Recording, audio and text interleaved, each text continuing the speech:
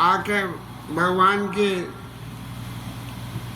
रणभूमि पे आके और भगवान की विजय कामना की, विजय की वंदना कर रहे हैं और भगवान के गुणों का गान कर रहे हैं। ब्रह्मा बाबा आए, इंद्र महाराज आए, माने सीनियर मोस्ट, और उनके देवताओं के राजा इंद्र हैं, तो वो भी आ गए।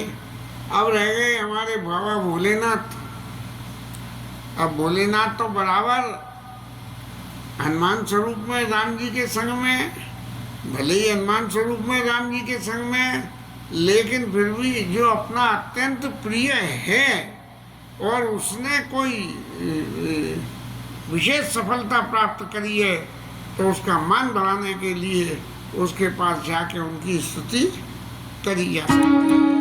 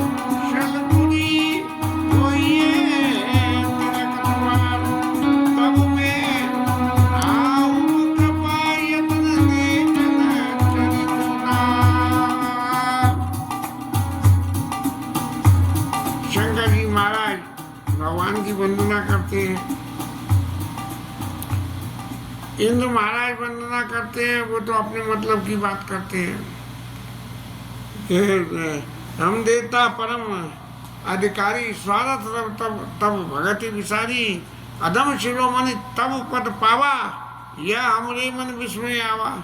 अब बताइए, जो साधन करने चाहिए, देवता तो अपना स्वार्थ सिद्धि के लिए राम जी को वन में भेज दिया और रावण से लड़ाई करवा के रावण को मरवा दिया। फिर कहते हैं कि हम देवता परम अधिकारी, हम तो अधिकारी, देवताओं का अधिकार कहाँ है। लेकिन यहाँ बाबा भोलेनाथ कहते हैं कि मावि रक्षक झकुल नायक रत्न छाप रक्षण कर सहायक, महाराज हमारी आप रक्षा करें, आप रकुल के श्रेष्ठ है।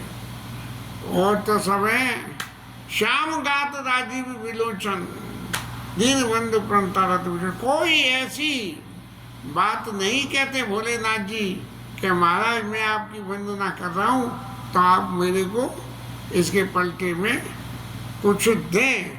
लेकिन जो सदा सतत शंकर जी की इच्छा है कि अनुज जानकी सहिता निरंतर, मैं आपके पास जाऊं, आपके धाम में जाऊं, आपके ये नहीं, आप अनुज जानकी सहित निरंतर बसो राम नृप मम और अंतर, आप जो है लक्ष्मण जी सीता जी के साथ में मेरे हृदय में आप वास करिए।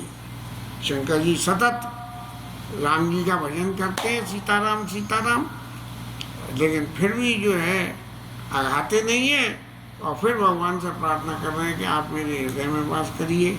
अब महाराज सुतीक्षण महाराज ने चाप भी कहा था, चाप भान धन राम और मम ये गगन इंद्र बसव सदा निये काम।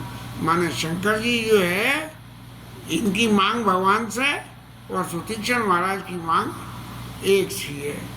और फिर शंकर जी महाराज ने कह दिया कि महाराज अब आप अयोध्या जाएंगे और अयोध्या में आपका तिलक होगा, राज तिलक होगा, मैं तब भी वहाँ आऊँगा और आपके इन उदार चरित्रों का दर्शन करूँगा कि आप राजगद्दी पे बैठ के कैसे शोभायमान होते हैं।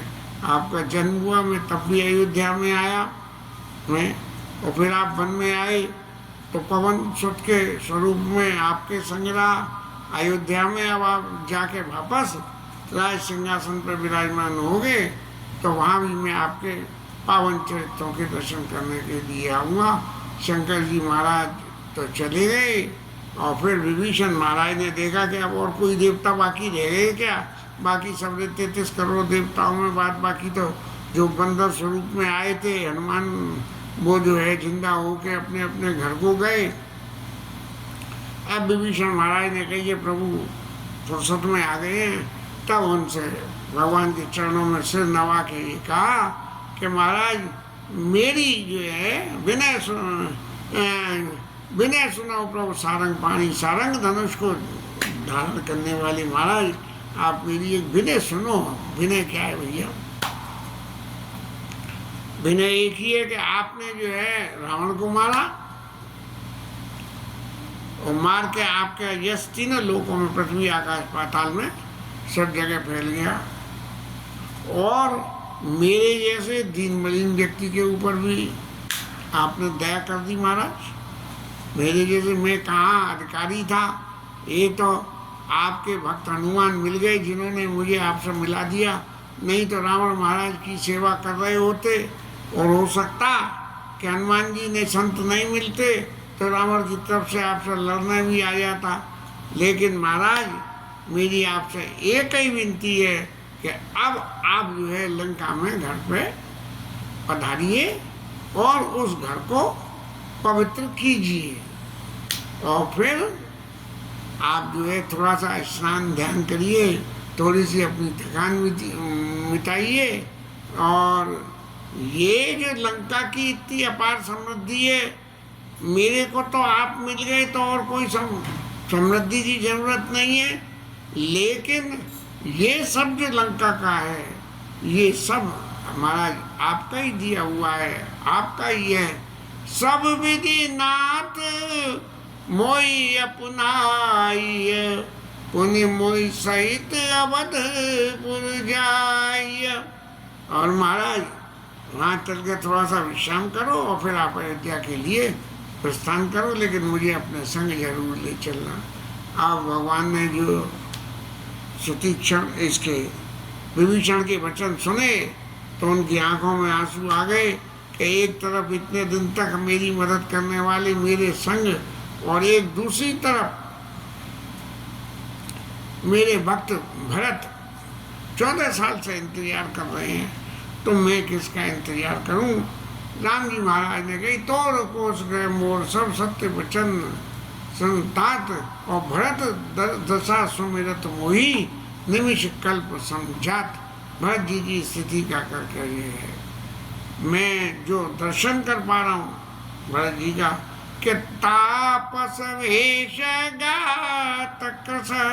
तपस्वी के वेश में है, राजा के वेश में नहीं है, और शरीर बिल्कुल दुबला पतला हो गया है, और जपत निरंतर मोही, निरंतर मेरे नाम का जो है जाप करते हैं, इसलिए देखो बेग जतन कर सका नियोरो। तो महाराज तुमने तो जो है कह दी कि मेरे साथ अयोध्या जाना, लेकिन उसके लिए इंतजाम कौन करेगा? राम जी तो सामने वाले को हमेशा मान देने वाले हैं। तो उन्होंने कहा कि जो है मेरे अयोध्या जल्दी से जल्दी पहुंचने का इंतजाम करो। यद्यपि भगवान तो चाहते थे कि उनके पास में तो सब कुछ साधन था, और एक बात और कह दी कि महाराज देखो सुग्रीव ने ये बहुत टाइम लगा दिया था, अब ऐसा मत करना, आप करो। क्यों कि बीते अवधि जाऊं जो जियत ना पाऊंगी, सुमिरत अनुज प्रीति प्रभु पुनि पुनि पुनि सनी। यदि मैं 14 साल की अवधि पूरी होने के बाद अयोध्या गया तो फिर भरत जी से मेरी मुलाकात, उनको मैं जीवित नहीं पाऊंगा। इसलिए आप जो है मेरे जाने का फटाफट इंतजाम करिए। और आप क्या करना है, करे कल्प भर राज तुम, एक कल्प तक राज करना है लंका में। और मोई सुमिरे मन माई, भले ही राज्य करो, शरीर से राज का सब देखना करना, लेकिन मन में हमेशा मेरा ध्यान रखना। और फिर एक कल्प के बाद में मम धाम पाइयो, ज्ञान संत सब जाए, फिर मेरे धाम को आप महाराज चले जाना, जहाँ जो है सारे संत जाते हैं। आओ, विभीषण महाराज ने भगवान के चरण पकड़ लिए और बंदर भालू तो सब जो है बड़े खुश हो रहे कि देखो भगवान कैसी दया करते हैं, कि विभीषण के ऊपर दया पे दया ही करते जा रहे हैं। और इन्होंने बहुरी विभीषण भवन सिधायो, मणिगण बसन विमान बढ़ायो। राम जी ने तो कह दी मैं जान ही गया हूँ, लेकिन ये भी बात कह दी है तोड़ कोस गए मोर सब, सारा जो है जो तेरे पास संपदा है वो सब मेरी है।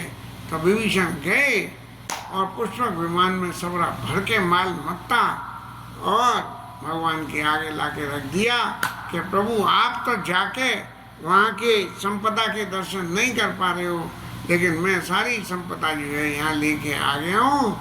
और राम जी महाराज से कही, महाराज ये संपदा जो आपके कोष गृह में है इसकी मुझे केयर टेकिंग करनी है।